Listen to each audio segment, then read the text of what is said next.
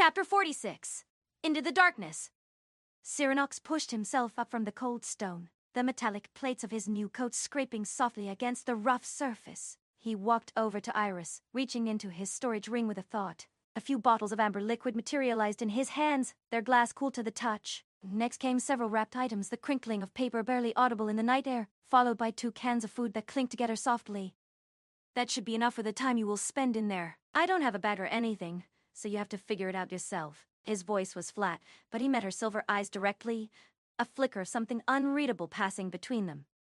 Iris took the offered items with a small nod, her fingers brushing against his briefly as she gathered the supplies. Her silver eyes met his without flinching, a silent understanding passing between them. Understood. I will be efficient. Her voice was steady, betraying none of the trepidation that the others so openly displayed. Cyranox gave a curt nod in return, his gaze already shifting back to the other 3 women who stood frozen by the entrance, their eyes wide with a mixture of fear and disbelief. The clearing was silent for a moment, the only sound the faint hum of the portal and the rustle of leaves in the wind that seemed to whisper warnings of dangers to come.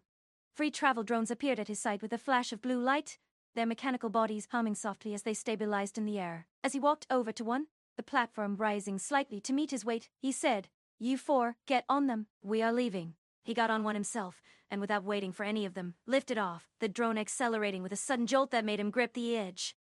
He did not look back as the drone rose, the clearing shrinking below him as he soared into the night sky. The women stumbled onto the remaining 2 drones, their movements clumsy and uncertain, their faces pale in the moonlight as they clutched at each other for stability. Iris stood for a moment longer, her gaze fixed on the entrance of the burrowing depths, the swirling portal reflecting in her silver eyes. With all of them gone, Iris stood alone in the clearing, the few items he had left behind held in her arms, a solitary figure against the vast darkness. The other 2 travel drones closed the distance within minutes, their blue lights cutting through the darkness as they followed his lead northwestward, their passage marked only by the occasional rustle of treetops below. After what felt like an eternity of silent flight through the cold night air, the web tunnel's dungeon portal came into view, a swirling vortex of blue light between a fallen oak and a jagged boulder that jutted from the earth like a broken tooth, the air around it thick with the scent of damp earth and decay. Its surface shifted between pale blue and deep purple, the colors bleeding into one another like a fresh wound that refused to close, the edges ripping with an almost hypnotic rhythm. Without warning, the drones beneath them dissolved into blue sparks, the energy crackling softly before fading into nothingness, leaving the women suddenly standing on uneven ground. Sarah, Vanessa, and Lana stumbled but caught themselves, their hands flying out to steady their balance against the unexpected loss of support, their fingers scraping against the rough bark of the fallen oak nearby. Carmen wasn't so fortunate. She landed hard on her rear, a soft cry escaping her lips as she hit the dirt, the impact sending a small puff of dry earth into the air around her. Cyranox didn't turn to help her up, his posture remaining rigid and unmoved by the sound of her distress. His eyes remained fixed on the portal, his expression unchanged as he stepped through the shimmering energy, the cool wash of the transition barely registering on his face as he disappeared from sight. The others hesitated for a moment, their eyes wide with a mixture of fear and uncertainty before following their movements stiff with trepidation as the portal swallowed them, one by one. The web tunnels lived up to their name in every horrifying detail. The air was immediately thick, heavy with the stench of damp stone and something acrid, like venom that left a bitter taste at the back of his throat. Iridescent, sticky webbing covered nearly every surface, clinging to his clothes and hair with a sickening, soft pull that seemed to actively resist his movements, the threads glistening faintly in the dim light. The only light came from patches of faintly glowing moss that made the narrow corridor feel like it was closing in, the walls seeming to pulse with an unnatural rhythm that set his teeth on edge. It was just as he remembered it, dark, oppressive, and crawling with unseen threats. Then they entered one after another, a sharp gasp from Lana, a stifled curse from Vanessa that echoed strangely in the confined space. He didn't need to look back to know they were panicking, their ragged breathing and the sound of shuffling feet telling him everything he needed to know about their state of mind. Stay put. Cyranox's voice was a flat command, cutting through their mounting fear with an edge as sharp as broken glass. Don't move. Don't touch anything. He could hear the immediate compliance in the sudden stillness behind him, though the tremor in their breathing betrayed the terror that still gripped them. He heard a sharp intake of breath from one of them, followed by the wet, tearing sound of a hand pulling away from the webs, the threads stretching like elastic before snapping back into place with a soft, almost inaudible thrum. Another stifled a sob, the sound quickly muffled as its owner tried to maintain some semblance of composure. They were trying to be brave, but the sheer alien nature of the place was breaking them down, piece by piece. "Who's there?" Vanessa's voice trembled despite her attempt to sound authoritative, the words catching slightly in her throat as she spoke. Where are we? Lana's was a shaky whisper, full of fear that seemed to vibrate through the varied air around them. I can't see anything, Sarah whimpered, her usual bravado completely stripped away, leaving only raw vulnerability in its place. What do you mean you can't see? It's barely darker than outside. As he said that, he turned around, the metallic plates of his coat shifting softly with the movement, his eyes adjusting instantly to the dim light as he scanned their faces. The only one who remained silent was Carmen. He could hear her slow, steady breathing, a small anchor of composure in the sea of panic that threatened to drown them all, her silence more telling than any words could have been. Right. I can see in the dark, while they are just human. Cyrannox summoned a recon drone, its soft blue light cutting through the suffocating darkness like a blade. The sudden illumination made the women flinch back, the hands flying up to shield their eyes. The drone's glow revealed their pale, terrified faces, highlighting the streaks of tears glistening on Lana's cheeks and the defiant, stubborn clench of Vanessa's jaw that did little to hide the fear swimming in her eyes. Sarah and Carmen stood frozen, their bodies rigid as statues, their breaths held captive in their lungs. E4, stay right here. Cyrannox's voice was low but carried an undeniable weight in the enclosed space, the words bouncing off the web-covered walls. I don't need extra targets in the chaos.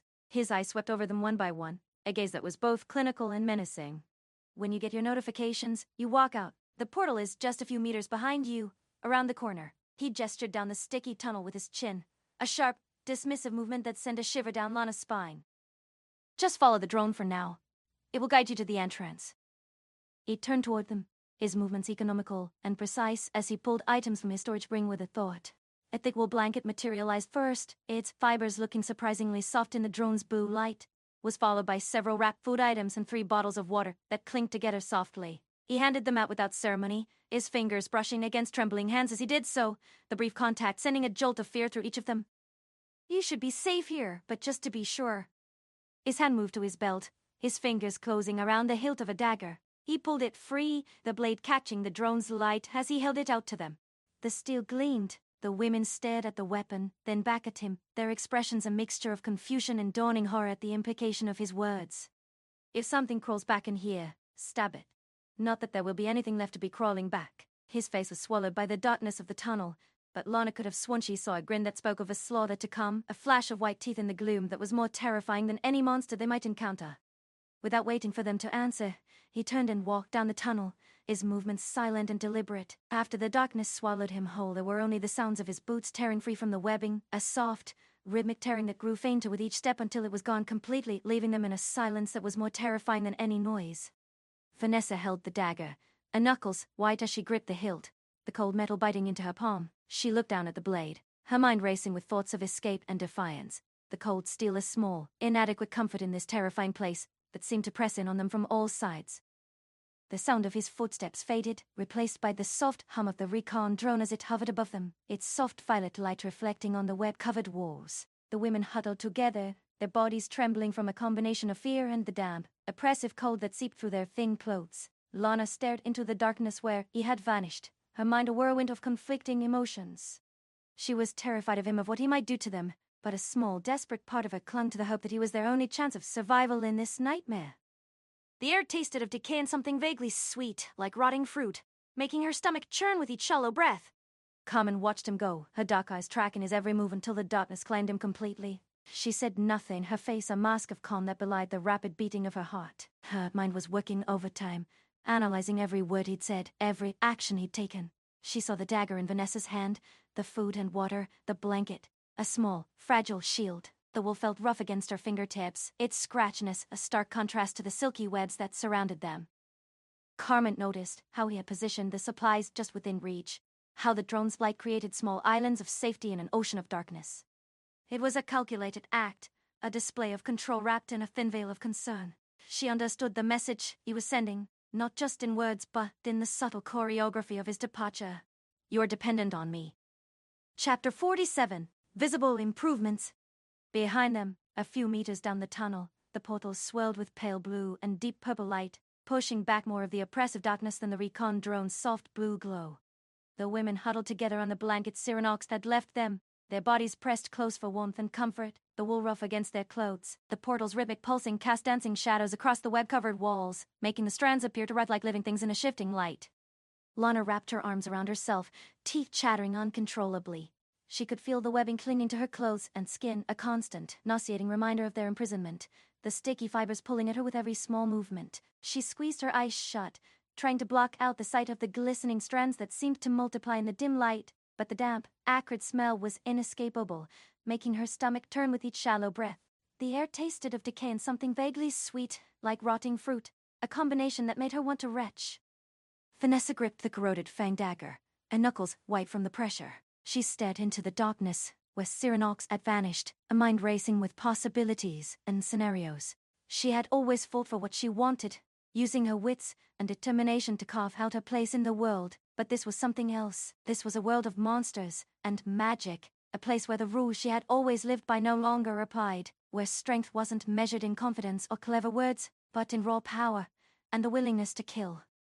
She felt a surge of anger, a hot, burning rage that pushed back against the paralyzing fear. She would not be a victim. She would find a way to fight back, to reclaim her life from this monster who held them captive. Sarah was the first to break the suffocating silence, her voice a hoarse whisper that was barely audible above the drone's soft hum. "What are we going to do?" Her usual bravado was gone, replaced by a raw, desperate need for reassurance, our eyes wide with terror as they darted between the portal and the darkness where Cyranox had disappeared. Vanessa turned to face her, her expression a mixture of contempt and pity. "We're going to do what he said. We're going to sit here and wait." She gestured with the dagger, the blade catching the drone's light with a menacing glint. "And if anything comes crawling out of the dark, I'm going to make it wish it hadn't." Her voice was steady, but her hands trembled slightly as she spoke, a small betrayal of the fear that gnawed at her from within. Carmen looked at the dagger, her mind already working, analyzing every detail of the weapon. The blade was crude, corroded at the edges with what looked like venom, but it was a weapon. It was a variable in this terrifying equation, a small sliver of agency in a situation where they had none. She had to understand the system, to find the patterns, the logic that governed this new reality. It was the only way to survive, the only path that might lead to something other than being someone else's property. "How long do you think he'll be?" Lana asked, her voice small and fragile like glass about to shatter. "What if he doesn't come back?" The question hung in the stale air, each word carrying the weight of their shared terror. Vanessa snorted, but there was no humor in the sound. Just bitter resignation. "He'll come back. He needs us for something. We're assets." She spat the word like poison, but the poison was meant for their captor, not for them. The word hung in the air between them, a cold, hard reminder of their true value to him in this brutal new world.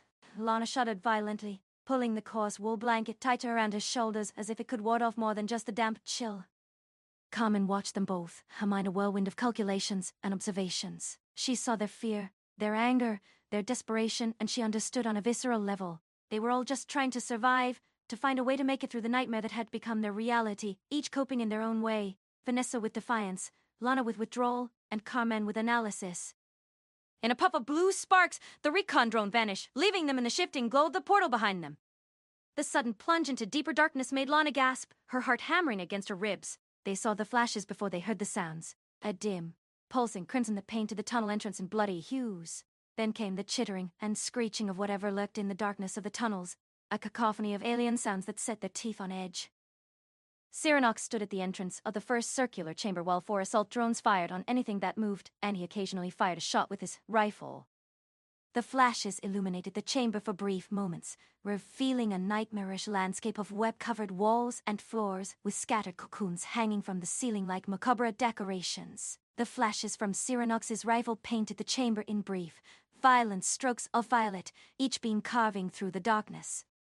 The crimson flashes ceased, plunging the chamber into near darkness again. Cyranox surveyed the scene, the floor now a carpet of arachnid carnage in varying states of dismemberment. He advanced, his boot sinking into the viscera with a wet, sucking sound that echoed slightly in the chamber, the crunch of exoskeletons beneath his soles a percussive rhythm to his progress.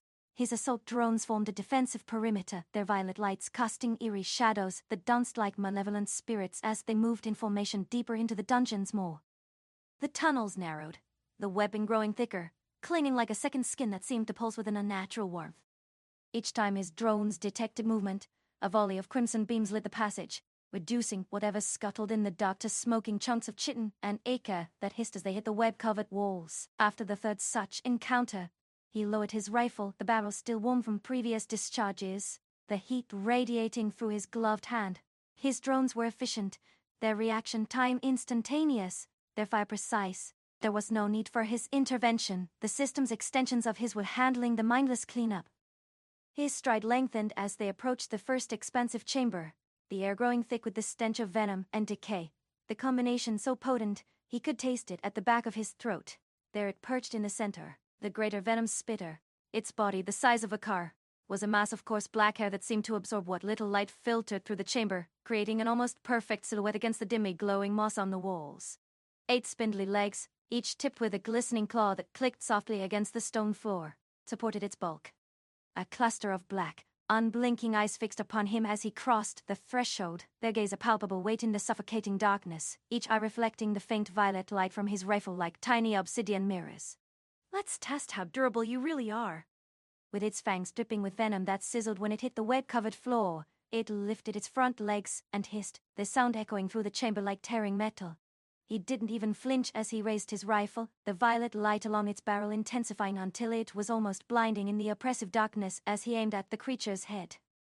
The beam shot out, a violent streak of violet energy that struck the venom spitter's head with a sickening sizzle, the sound of cooking flesh mingling with the creature's death throes. The creature let out a piercing screech as the beam tore through its exoskeleton, boiling its insides in an instant, the smell of burned chitin filling the already noxious air. Quite the difference. It was just a day, but its armored head offered no resistance at all. He didn't wait for the beast to fall. The second shot came almost immediately, the violet beam punching through the venom spitter's thorax with a wet, tearing sound that echoed sickeningly in the enclosed space. The creature convulsed violently, its spindly legs scrabbling frantically against the web-covered walls, tearing through sticky silk as dark ichor spilled onto the stone floor, pooling in viscous black puddles that reflected the dim violet light. After a final, pathetic twitch that made its entire body shudder, it hung limp from its own silk threads. Cyronox lowered his rifle, the violet light along its barrel dimming to a faint glow as he turned away, the weapon cooling rapidly in his gloved hands. The sounds of combat continued behind him, his drones methodically tearing through swarms of spiderlings, their high-pitched chittering a counterpoint to the steady hum of the drones. With a brief mental command, he directed their fire toward the pulsating cocoons lining the chamber, some of which still bore the faint outlines of human forms. The violet beams reduced them to smoldering fragments before he could fully recall the shapes trapped within, the sight forcing him to suppress the memory with a sharp inhale that caught in his throat. He scanned the chamber one final time, his eyes tracing the web-covered walls and floor, ensuring nothing stirred in the shadows. Then, with long strides that crunched through spider carcasses and left wet footprints in the dark ichor, he moved deeper into the winding tunnels. It took Cyronox a good half-hour to reach the second chamber, the journey marked by the steady hum of his drones and the occasional scuttling of unseen creatures in the darkness. Before he entered it, he switched 2 of his assault drones for offensive ones, their forms materializing in silent blue sparks that briefly illuminated the tunnel. As he stepped inside, the barrier of a defensive drone flickered to life just in time, the shimmering shield absorbing the impact with a dull thud that vibrated through the air. How predictable! The chamber glowed in violet light as his drones opened fire, their beams carving through the darkness with deadly precision. As he turned around, all he saw was the greater shadow web spinner lying dead on the ground. Its 8 long legs were curled underneath its body, its abdomen pierced in multiple places, while its head was gone, vaporized by the concentrated energy of the drone's attack. Its exoskeleton was cracked and blackened, the edges glowing faintly with residual energy. He walked closer, boot squelching through the remnants of the fight, the sticky webbing clinging to his boots with each step. With a short mental command, he dismissed the remaining drones, their forms dissolving into blue sparks that briefly illuminated the carnage around him before fading into darkness. 0/8 active drones. The silence of the dungeon pressed in now that the constant hum of his drones was gone. A thick, suffocating blanket that made every small sound, every distant trip, every faint scuttle, sound unnaturally loud in the sudden stillness. He moved to the far side of the chamber, his boots making soft squishing sounds as he stepped over the remnants of the greater shadow web spinner, away from the carnage that painted the floor in streaks of dark ichor and shattered exoskeleton. He slid down the wall to sit, the metallic plates of his coat scraping softly against the rough stone and webbing. The chill of the stone seeped through his coat, a minor discomfort compared to the phantom ache still lingering from the howling caverns, a constant, dull throb that served as a reminder of his recent brush with death.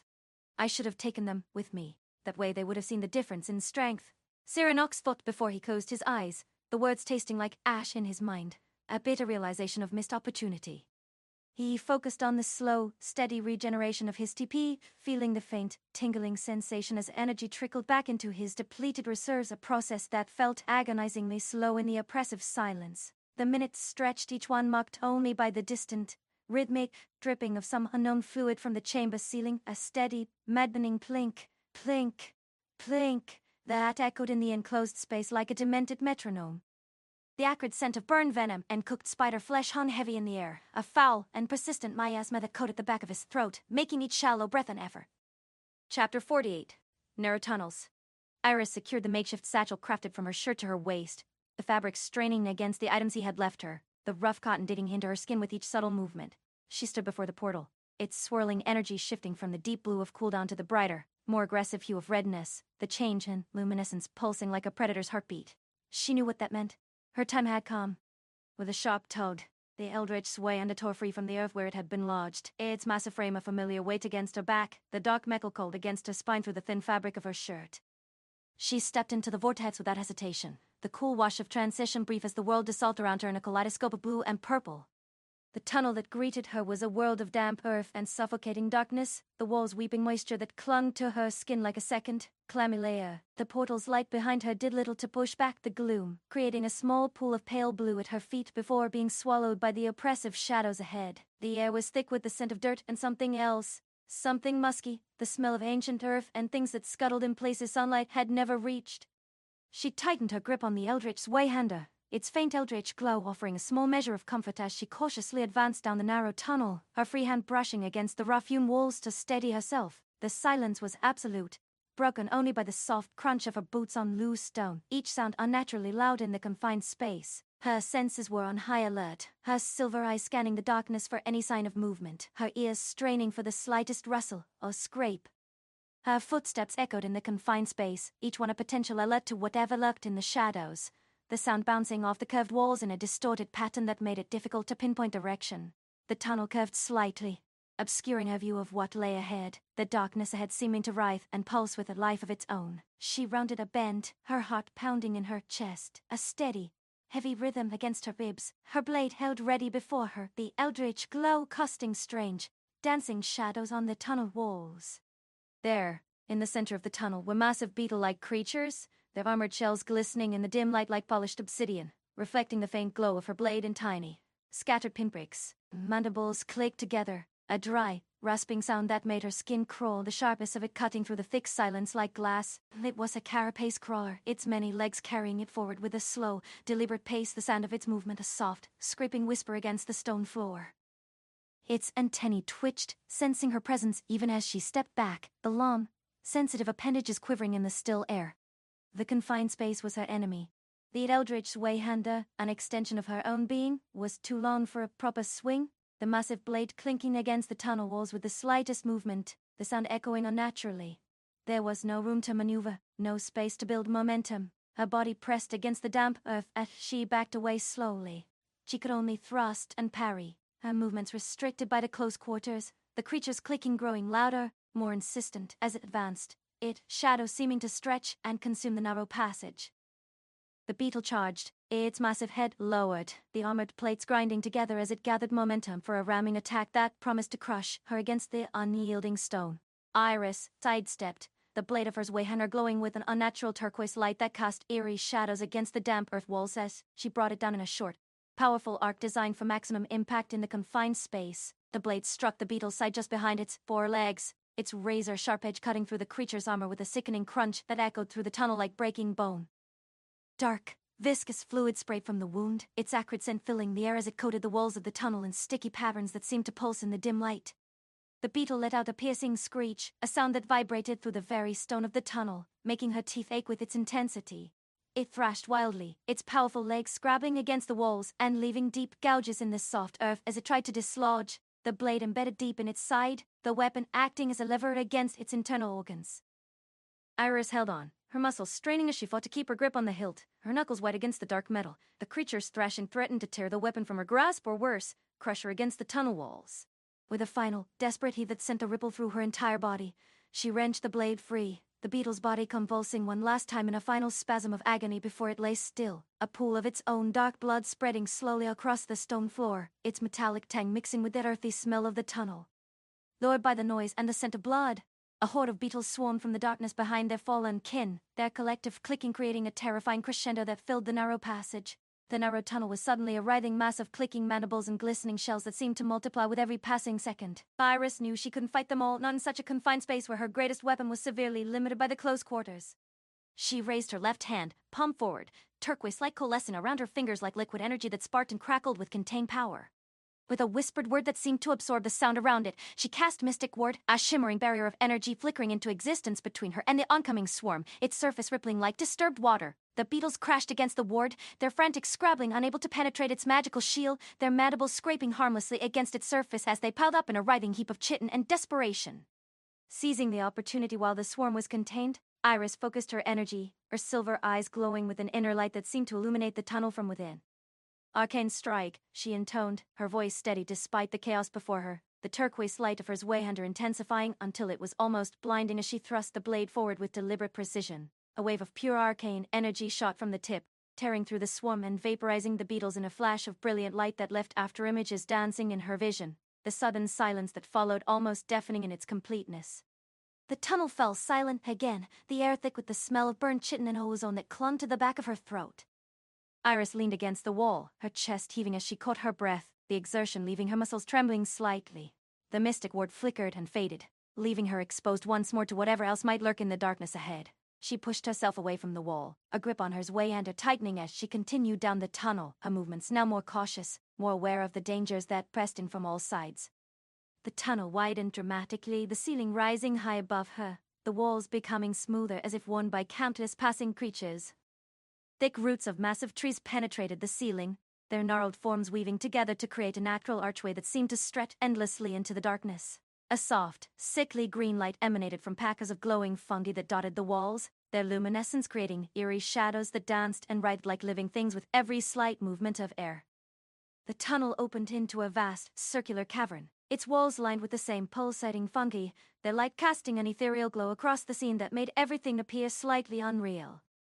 In the center of the cavern, a massive centipede-like creature dangled from the ceiling, its body a writhing mass of black chitin and twitching legs that seemed to extend forever. It was a venom lasher, its segmented body easily reaching 5 meters in length, its fangs dripping with a clear, viscous venom that sizzled when it hit the stone floor below.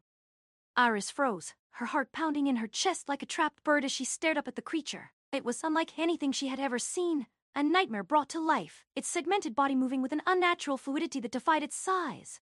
The cavern was a perfect hunting ground for such a beast, the high ceiling giving it ample room to maneuver, the roots providing cover from which to launch its deadly attacks, the fungi's glow illuminating its prey while keeping it cloaked in shadow. She knew she had to act fast. She raised her Zweihander, the turquoise light of its blade cutting through the dim cavern as she prepared to strike, the weight of the weapon a familiar comfort against her trembling hands. But before she could make her move, the venom lasher dropped from the ceiling, its body coiling like a spring as it launched itself toward her, the rush of air from its descent carrying the acrid scent of venom. Iris sidestepped, the Zweihander glowing with an intensified turquoise light as she brought it down in a short, powerful arc designed for maximum impact. The blade struck the creature's back, its sharp edge cutting through the tough chitin with a sickening crunch that echoed through the cavern like breaking bone, the sound followed by the hiss of venom against hot metal. The venom lasher let out a piercing screech, a sound that vibrated through the very stone of the cavern, making the fungi pulse in response. It thrashed wildly, its many legs scrabbling against the stone as it tried to dislodge, the blade embedded deep in its back, its movements so violent that chunks of chitin flew through the air. Iris held on, her muscles straining as she fought to keep her grip on the hill, her knuckles white against the dark metal, the creature's thrashing threatening to tear the weapon from her grasp. With a final, desperate heave that sent a ripple through her entire body, she wrenched the blade free, the creature's body convulsing one last spasm of agony before it lay still, a pool of its own dark blood spreading slowly across the stone floor, its metallic tang mixing with the earthy smell of the tunnel and the acrid scent of the venom that still sizzled against the hot metal of her blade. But the fight was far from over. A rustling sound from above drew her attention, a soft, dry scraping that seemed to come from within the very fabric of the cavern. She looked up to see the roots of the ceiling writhing, as if something were moving within them, the gnarled wood seeming to pulse with a life of its own. Then, with a soft cracking sound like dry twigs snapping, dozens of smaller creatures burst forth from the gnarled wood, their sudden emergence a cascade of movement that made her heart pound against her ribs. They were lesser venom lashers, their sizes varied. Some no bigger than her forearm, their bodies twitching with nervous energy, others as long as she was tall, their movements more deliberate and menacing. Their chitin was a lighter shade of black than the mother creatures, a duller charcoal that seemed to absorb the sickly green light of the fungi. They scurried down the gnarled roots, a cascade of clicking legs and twitching antennae, their fangs dripping with the same clear, viscous venom that had coated the larger beast's fangs. The cavern transformed into a writhing mass of creatures, their numbers overwhelming, the air thick with the sound of their movement, a constant, chittering chorus that set her teeth on edge. Iris's silver eyes darted between the oncoming swarm and the dead behemoth at her feet, calculating her chances in the rapidly deteriorating situation, her mind racing through possible strategies as her muscles tensed for the inevitable onslaught. The glowing fungi cast light across the scene, their pulsating glow making it difficult to track individual targets as the smaller venom lashes descended upon her from all directions, the shadows merging and separating in the shifting light like a living, breathing entity of its own. Chapter 49. Overwhelmed. They dropped in a wave, a cascade of chitinous bodies raining down from the gnarled roots above, their segmented forms writhing as they fell, the air filled with the dry, scratching sound of their legs on stone and the wet pattering of their venom-dripping fangs hitting the cavern floor, acidic note to the cacophony. They landed with soft thuds, their lighter forms absorbing the impact before they scurried forward, a living tide of segmented bodies and clicking mandibles that seemed to pulse with malevolent purpose.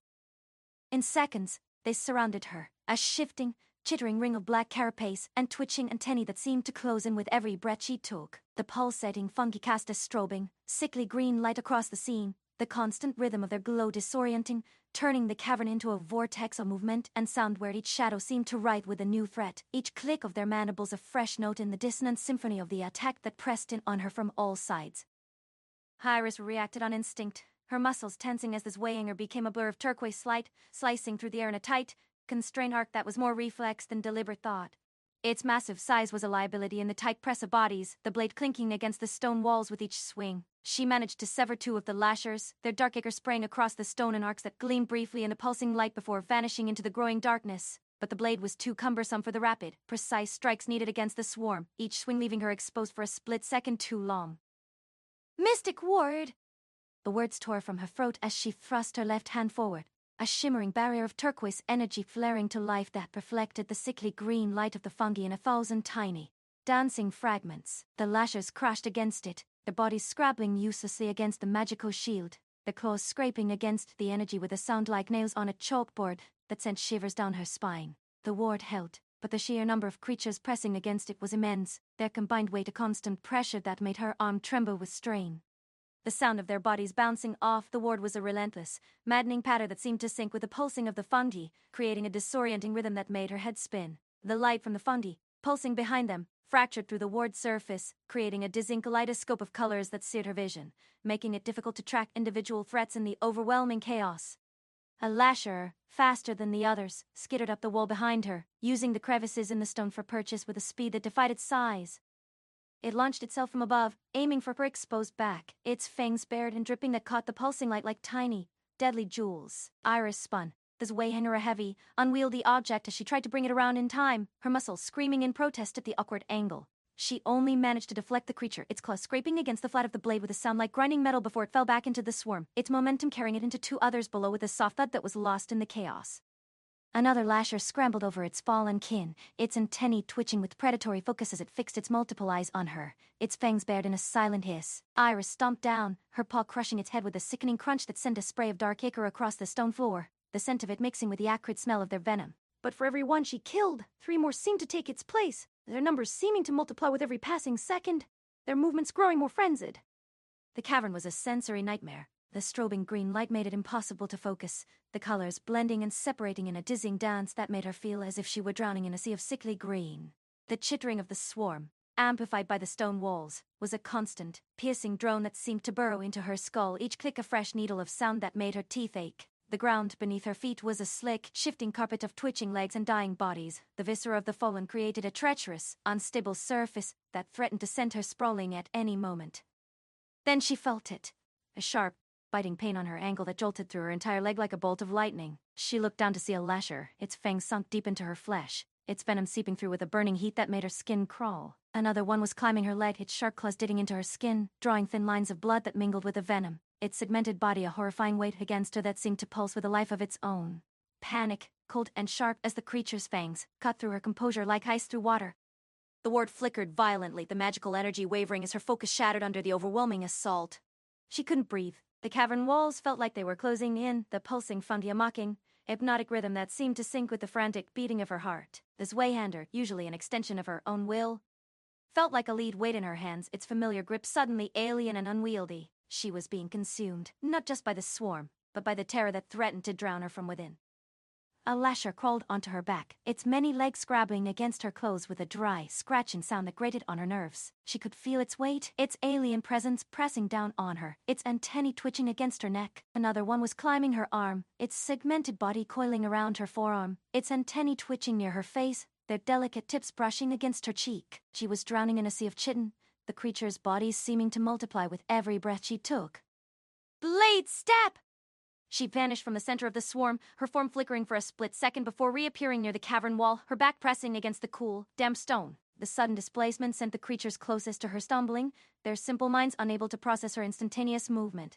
But they recovered quickly, their alien heads turning toward her new position, their multiple eyes fixing on her with a hungry intensity that made her blood run cold. She looked at the Zweihander in her hands, its massive size suddenly an absurd, cumbersome liability in the tight confines of the cavern. It was a weapon for open fields, for single, powerful foes, not for this writhing, claustrophobic nightmare that pressed in from all sides.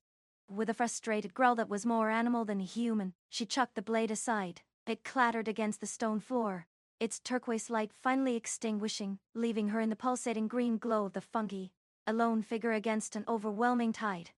Free of the blade's weight, Iris moved with a newfound ferocity, her entire being transforming into a vessel of pure predatory instinct. She dropped into a low crouch, her muscles coiling like springs as her silver eyes blazed with an intensity that seemed to absorb the pulsating green light of the fungi. Her claws, long and sharp as obsidian shards, extended from her paws, glinting in the eerie light. The first lasher to reach her met a swift, brutal end as she disemboweled it with a single, efficient swipe that tore through its chitinous armor as if it were paper. Its dark ichor sprayed across the stone in a warm, metallic shower, but Iris didn't even flinch, her mind already fixed on the next target. She tore through the swarm, her claws raking deep gouges in their chitinous armor with wet, tearing sounds that echoed in the cavern. Each movement was precise, each strike lethal. The cavern filled with the sounds of tearing flesh and the high-pitched shrieks of dying lashers. She ducked under a lunging lasher, her claws flashing upward in a blur of motion to slice its throat, dark blood spraying across her face in a warm, coppery mist. Another one lunged from her right, its fangs bared, and she sidestepped, her left paw lashing out with bone-crushing force to crush its skull, the sound of cracking chitinous satisfying punctuation to the chaos.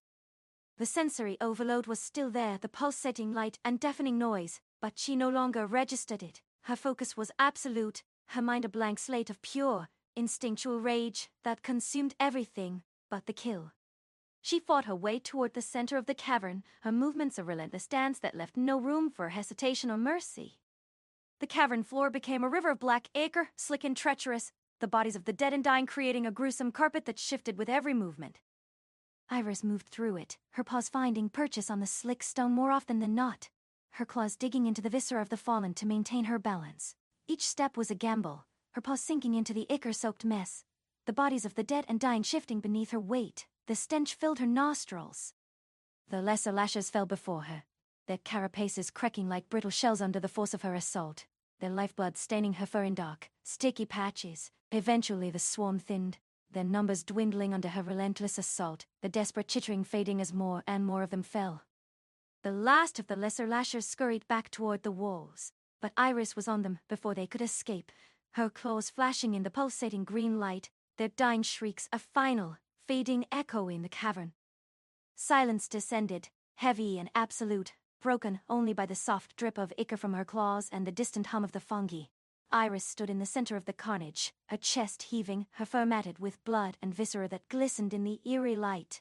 The adrenaline receded, leaving a void in its wake, a hollow ache that settled deep in her bones. The pain from the bites and scratches on her legs and arms began to register, a dull, throbbing reminder of the fight. She took a deep, shuddering breath, the air thick with the stench of death and something acrid that burned her nostrils. Her silver eyes, now dull with exhaustion, scanned the cavern, taking in the scale of the slaughter she had wrought. The floor was a carpet of dead lashers, their bodies broken and twisted, their dark ichor pooling in the hollows of the stone, the congealing mass reflecting the pulsating light in oily, rainbow sheens. The fungi cast their eerie glow, their light painting the scene in shades of sickly green and deep violet, turning the carnage into something almost beautiful in its horror. Iris dropped to one knee, the impact of her paw on the slick, corpse-laden stone sending a small ripple through the congealing black ichor that lapped at the edges of her fur. Her breath came in ragged, painful gasps, each inhale a sharp stab in her burning lungs, the air tasting of copper and decay. The cavern spun, the pulsating green and violet lights of the fungi blurring into a nauseating, strobing haze that made her stomach lurch. She lowered her head, her forehead almost touching the cool, gore-slicked floor, and focused on the simple act of breathing, fighting against the wave of dizziness that threatened to overwhelm her. In and out. Slow and steady.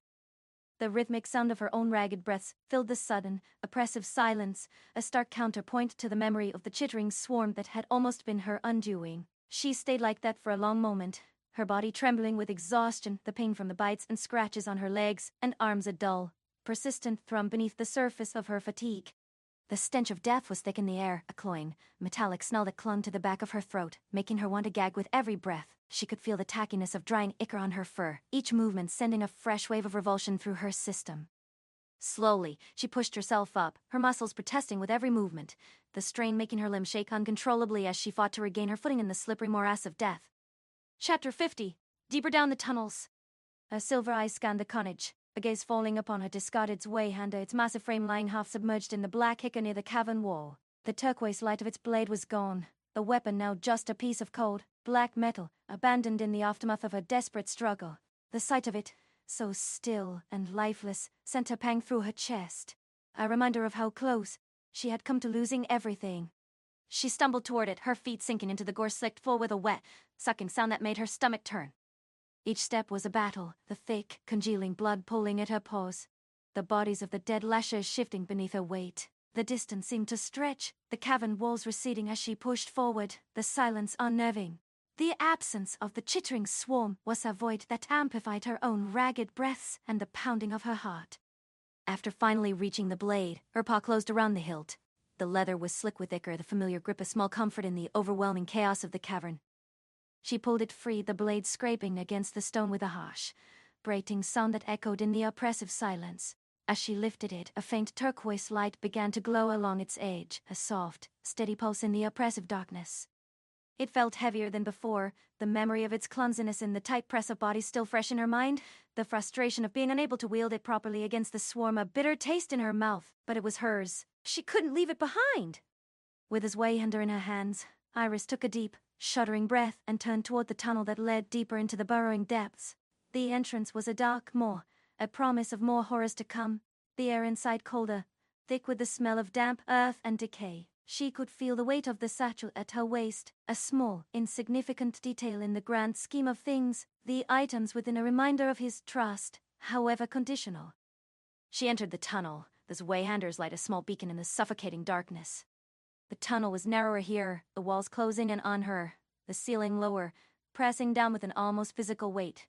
The air was thick with the smell of damp earth and decay, a cloying scent that clung to the back of her throat, making it hard to breathe. Her senses were on high alert, her silver eyes scanning the darkness for any sign of movement. The Zweihander's light cast long, dancing shadows on the walls, making it difficult to distinguish between real threats and imagined ones, each flicker a potential enemy lurking just beyond her sight. The silence was a constant companion, broken only by the soft drip of water from the ceiling and the steady rhythm of her own breathing. Iris heard it before she saw it, a soft, scraping sound from ahead, the sound of something moving, something large. She froze, her grip on the Zweihander tightening, the leather creaking under the pressure. The sound grew louder, closer, the scraping now accompanied by a low, guttural growl that vibrated through the stone floor. She could see them now, their massive, armored bodies glistening in the dim light of her blade. Carapace crawlers. Their massive armored bodies glistened in the faint turquoise glow, forming an impenetrable wall of chitin and twitching antennae.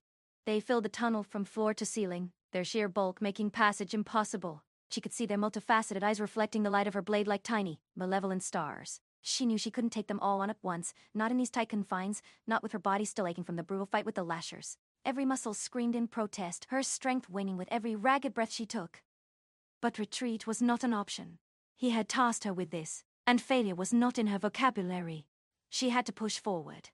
She charged, this Wayhander a blur of turquoise light in the confined space, the sound of her paws against the stone floor echoing in the oppressive silence. Her silver eyes narrowed, focusing on the nearest group of the massive beetles, their mandibles clicking.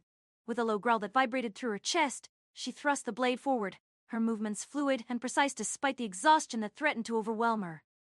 Arcane strike! The turquoise light of this Wayhander intensified, a spear of pure arcane energy forming around its tip, crackling with power. It tore through them, their armored bodies splitting open with a sickening crunch, the sound echoing in the narrow tunnel. Dark ichor sprayed across the walls, the metallic scent filling the air, a cloying, coppery taste that clung to the back of her throat.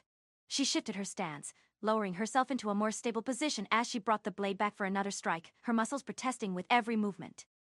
But the tunnel was too narrow, this Wayhander too long for the confined space. The blade caught on a thick, gnarled root hanging from the ceiling, the weapon wedged firmly into it, the sound of metal hitting wood a sharp, jarring crack that made her wince. Panic, cold and sharp, cut through her, the memory of the swarm of lashers fresh in her mind. She struggled to free the blade, her muscles straining as she pulled against the root, the leather of the hilt digging into her palm. The beetles advanced, their mandibles clicking, their antennae twitching as they sensed her distress. One of them rammed her, its massive head a battering ram that sent her stumbling backward, their impact rattling her teeth. Her paws slipped on the gore-slicked floor, her body crashing against the wall with a dull thud that knocked the air from her lungs, her vision swimming for a moment as the tunnel spun around her. This Wayhander, still wedged in the root above, came down with a sharp crack, its blade scraping against the stone as it fell. Another crawler was on her in an instant, its sharp claws digging into her shoulder, the pain of white-hot agony that made her cry out. The blade fell from her grasp as she stumbled forward, her hand reaching for her shoulder in a reflexive gesture of pain. This Wayhander clattered against the stone floor, its turquoise light extinguished, leaving her in the oppressive darkness of the tunnel, the only light the faint glow from the fungi. She lashed out with her claws, her movements desperate and wild, fueled by adrenaline and terror. The crawler at her side screeched as her sharp claws tore through its armor, its dark ichor spraying across her fur, the warm, sticky liquid a chilling. With the last crawler's dying shriek fading into the tunnel's oppressive silence, Iris pushed herself away from the wall, the weight on her shoulder triggering a fresh wave of pain that radiated down her arm like liquid fire. She gasped, the effort costing her precious air in the suffocating darkness, each breath a struggle against the tightness in her chest. Ahead, a soft glow emanated from around a bend in the tunnel, a warmer, orange light that seemed inviting, a promise of sanctuary in the endless gloom. As she limped toward the light, leaning heavily on her Wayhander, each movement sent sharp stabs through her injured shoulder, the bone-deep ache making her vision swim. She noticed the change in temperature almost immediately. The air grew warmer with each step toward the light, a stark contrast to the damp chill that had permeated the burrowing depths thus far. The sticky ichor on her fur began to dry in the rising heat, flaking off in brittle pieces that clung to her matted coat, the faint scent of burning chitin tickling her nostrils. Iris reached the entrance, her eyes adjusting slowly to the change in light. Her paw closed around the hilt of her blade, the leather slick with sweat and dried blood. The turquoise light flickered to life, its familiar glow a small comfort as she leaned against the tunnel wall, her muscles trembling with exhaustion. With a thought, she opened her status, the blue materialization of the window a stark contrast to the warm orange light ahead. Status! Name: Iris. Level: 15. X: 6/81/920. AP: 121/237. P: 34/215/3/min. Strength: 23 plus 3 plus 13% 29. Dexterity: 21 plus 3 plus 13% 27. Constitution: 39 plus 3 plus 13% 47. Intelligence: 35 plus 3 plus 13% 43. Agility: 22 plus 3 plus 13% 28. Willpower: 20 plus 3 plus 13% 26. Her silver eyes darted to the status display, the turquoise glow of her Wayhander casting flickering shadows across the floating text. The numbers confirmed what her body already felt. Her magical reserves were draining faster than expected, the steady tick-down of her MP a silent countdown to her vulnerability. Just as Iris thought that she had not used that many spells, a dull pulsing heat spread from her ankle, the bite from the venom lash flaring with renewed intensity as her mana ticked down to 32.